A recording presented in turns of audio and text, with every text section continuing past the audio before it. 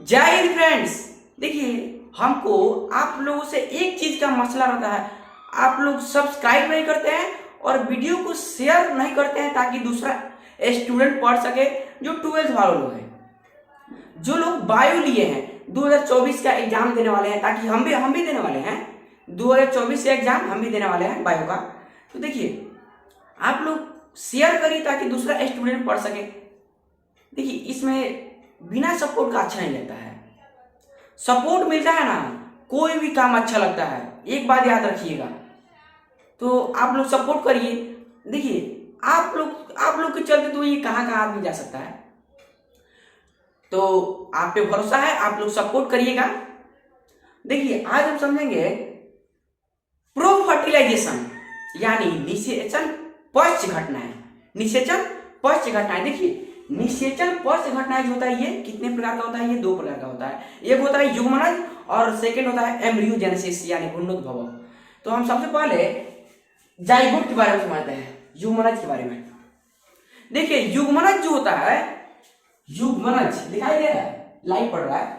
युग्मनज यहाँ पे आंसर है नर युग्मक, और नर युग्मक संलयित होता है मादा युग्मक से, और ये दोनों आगुणित होता है। यहाँ पे लिखे हैं दोनों आगुणित होता है। नर युग्मक संलयित होता है मादा युग्मक से, मादा युग्मक से संलयित होता है, और ये दोनों क्या होता है? आगुणित होते हैं, आगुणित होते हैं। और उसके बाद एक चीज नोट्स में लिखिएगा कि युग्मनज प्रथम पीढ़ी और दूसरी पीढ़ी के आपस के संयोजी कड़ी होता है। और आप पूछिएगा कि क्यों? तो देखिए, ये क्यों होता है? तो यहाँ पे देखिए, ये पुरुष है यानी नर, और यहाँ पे देखिए ये औरत है यानी मादा, महिला।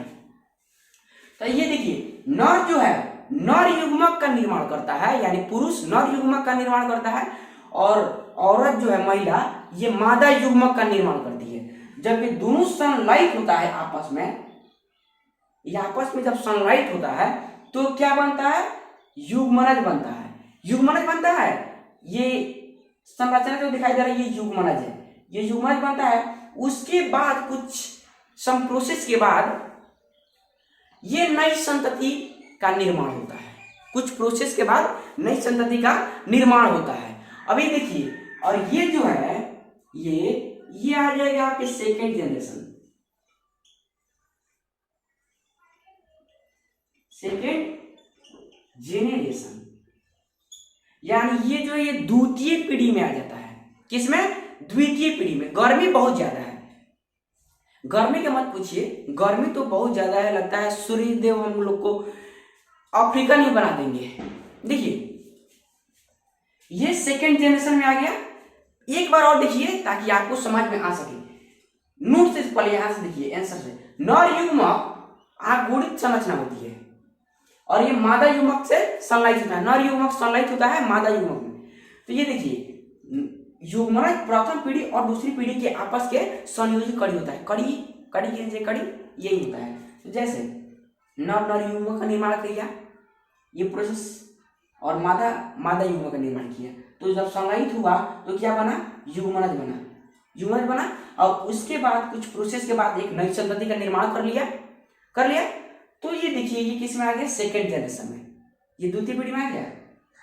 और तुम्हारे पिताजी जो है, आपके पिताजी, वो फर्स्ट जनरेशन में है, ताकि वो आपसे पहले के ना है, वो फर्स्ट जनरेशन के हैं, और तुम जो उनके बच्चे हो तो तुम सेकेंड जनरेशन हो। तो यही लिखा हुआ है, युग्मनज प्रथम पीढ़ी और दूसरी पीढ़ी के आपस के संयोजी कड़ी होता है। कड़ी होता है, जनरेशन जो होता है ये। और ये जो है एम्ब्रियोजेनेसिस, ये भ्रूण का निर्माण की क्रिया को एम्ब्रियोजेनेसिस कहते हैं। भ्रूण के निर्माण की क्रिया को, भ्रूण का निर्माण करता है उस क्रिया को ही हम एम्ब्रियोजेनेसिस कहते हैं। और आप इसको स्क्रीनशॉट लीजिए, हम आगे बताते हैं। भ्रूण के माध्यम से संतति का निर्माण कैसे होता है।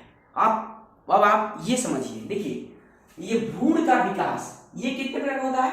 ये कोशिका विभाजन, एक सेल डिवीजन होता है, और एक सेल डिफरेंशिएशन यानी कोशिका विभेदीकरण, और ये सेल डिवीजन। सबसे पहले युग्मनज होता है। क्या होता है? ये युग्मनज। उसके बाद होता है कोशिका विभाजन। कोशिका विभाजन होता है, यहाँ पे मान लीजिए ये युग्मनज है, ये वाला युग्मनज है, उसके अंदर बहुत से कोशिका विभाजित होता है। ये कोशिका विभाजित होता है, उसके बाद क्या बनता है, भ्रूण बनता है। भ्रूण बनता है तो ये भ्रूण बनेगा, भ्रूण में कौन किसे कोशिका विभाजन होता है, ये कोशिका विभाजन होगा। कोशिका विभाजन होगा तो इसमें ये वाला क्या होगा, मल्टीपल सेल होगा, यानी बहुत सारे इसमें कोशिका आ जाएंगे, बन जाएंगे, बहुत सारे कोशिका इसमें बन जाएंगे। उसके बाद इसमें क्या होगा, नई संतति यानी नई बच्चा निर्माण करने के लिए, नई संतति निर्माण करने के लिए विभेदीकरण होगा, ये वाला प्रोसेस होगा, डिफ्रेंशिएशन होगा, विभेदीकरण होगा। तो यहाँ पे उत्तक का निर्माण होगा, उत्तक का निर्माण होगा, उसके बाद अंग का निर्माण होता है, अंग का निर्माण होता है। सबसे पहले कोशिका का निर्माण होगा, उसके बाद उत्तक का, उत्तक के बाद अंग का, और अंग के बाद पूरे अंग तंत्र का निर्माण हुआ। उसके बाद नई संतति यानी बच्चा एक निर्माण हुआ, यानी एक शरीर बना। इतने प्रोसेस के बाद, यही प्रोसेस हम लोग में होता है, यानी सेक्सुअल रिप्रोडक्शन, लैंगिक जन्म में होता है। ये देखिए कैसे कैसे होगा, एक बार और देखिए। यहाँ पे है भ्रूण का विकास, एक होता है कोशिका विभाजन और सेकंड होता है कोशिका विभेदीकरण। तो देखिए पहले इसमें युग्मनज है, युग्मनज में इसमें क्या होगा, कोशिका विभाजन होगा, ये वाला अंदर ये कोशिका विभाजन हो गया, ये युग्मक संरचना है और इसके अंदर कोशिका विभाजन हो गया। तो उसके बाद ये भ्रूण का निर्माण होता है, भ्रूण बनता है। उसके बाद इसमें भी ये वाला प्रोसेस होता है कोशिका विभाजन। तो कोशिका विभाजन होगा, इसके अंदर बहुत सारे कोशिका आ गई, कोशिका का निर्माण हो गया, इसके अंदर बहुत सारे कोशिका का निर्माण हो गया। तो उसके बाद ये मल्टीपल सेल हो गया, उसके बाद ये विभेदीकरण होगा, यानी सेल डिफ्रेंशिएशन होगा, कोशिका का निर्माण हो गया। उसके बाद नई संतति निर्माण करने के लिए कोशिका का निर्माण हो गया। उसके बाद उत्तक का निर्माण होगा, उत्तक का निर्माण हो गया। उसके बाद अंग का निर्माण होगा, अंग के निर्माण होने के बाद पूरे अंग तंत्र का निर्माण हो जाता है। उसके बाद शरीर का निर्माण होता है, नई संतति का निर्माण होता है। उसके कुछ प्रोसेस के बाद ये पूरी प्रोसेस के बाद बच्चा का निर्माण होता है, यानी संतति का निर्माण होता है। समझ में आया? देखिए प्राणियों की श्रेणियां यानी संतति के आधार पे ये कई टाइप, मतलब कितने प्रकार के होते हैं और ये कैसे कैसे इनका प्रोसेस होता है। देखिए प्राणियों की श्रेणियां यानी संततियों के आधार पर हम बताते हैं। ये अंड प्रजक, एक होता है अंड प्रजक और सेकेंड होता है सजीव प्रजक। अंड प्रजक जो होता है ये अंडा के अंदर ये शिशु बनता है, और सजीव प्रजक जो होता है ये मादा के अंदर बनता है। तो देखिए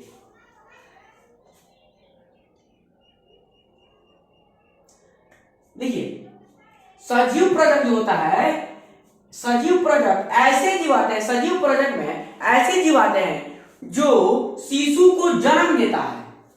सजीव प्रजक में ऐसे जीव आते हैं जो शिशु को जन्म देते हैं। जैसे एग्जांपल ले लीजिए, मनुष्य अपने तरह ही शिशु का मतलब जन्म देता है। क्या करता है? जन्म देता है। मनुष्य हो गया, हाथी भी देखिएगा, हाथी अपने तरह ही अपने बच्चे को जन्म देती है, अपने बच्चे को जन्म देती है। जैसे डॉग हो गया, डॉग, एलिफेंट, हॉर्स, ये सब अपने तरह ही अपने बच्चों को निर्माण करता है, शिशु जन्म देता है अपने ही तरह। जैसे गाय हो गई, भैंस हो गई, ये बहुत सारे चीज इसमें आ जाती है। गाय, भैंस, बकरी जो शिशु को अपने तरह ही जन्म देती है। तो सजीव में शिशु का परिपक्व मादा शरीर के अंदर होता है। मतलब सजीव प्रजक में शिशु का परिपक्व मादा शरीर के अंदर हो जाता है, यानी शरीर वो मादा के अंदर ही उसका प्रोसेस वो सब हो जाता है। अब इसमें देखिए अंड प्रजक में ऐसे जीव आते हैं जो अंडा में अपने संतति को जन्म देता है। जो अंड मतलब होता है अंडा। अंड प्रजक ऐसे जीव आते हैं जो अपने अंडे में जन्म संतति को जन्म देता है। अंड प्रजक ऐसे जीव जो आते हैं जो अंडे में अपने संतति को जन्म देता है। जैसे पक्षी को देखिएगा, पक्षी, सांप, सरीसृप, ये सब कैसे, यहाँ पे देखिए ये पक्षी है, इसके अंदर जो अंडा है ना, ये वाला अंडा है, ये युग्मनज संरचना, ये वाला युग्मनज संरचना करके है।